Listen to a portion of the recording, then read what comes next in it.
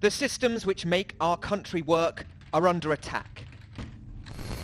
Local authorities, government departments, even hospitals, all successfully targeted by cyber attacks, all with real-life consequences for thousands of victims. And our exclusive research shows some councils and public institutions don't appear to have adequate protection, meaning not just our data, but the services we all rely on could be at risk.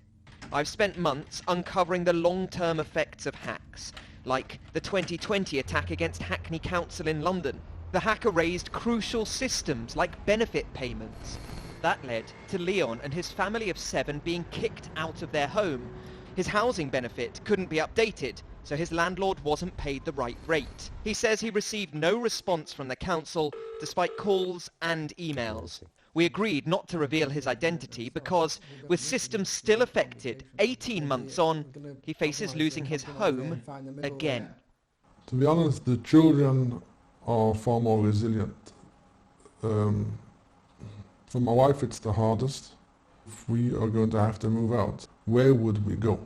All we're begging for is a resolution to resolve this issue. And how long can the answer be? There's been a cyber attack.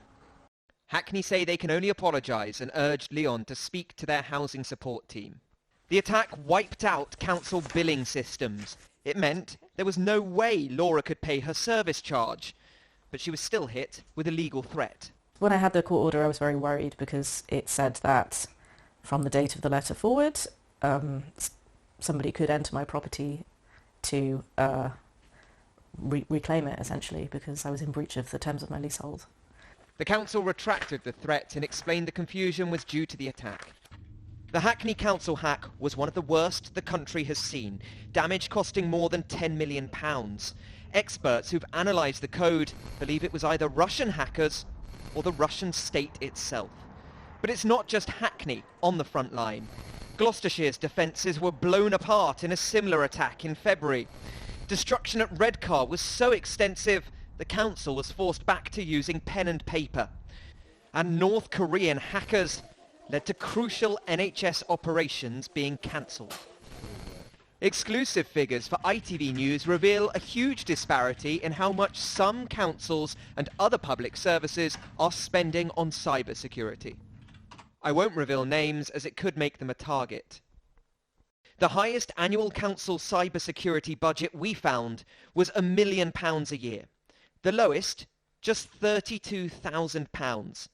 30 times less, and this council has an even bigger population. In terms of hospitals, one trust says it spends £1 million a year on defences. The smallest hospital trust budget we found was just £10,000 a year. Currently, it is up to councils and other public institutions to decide their security.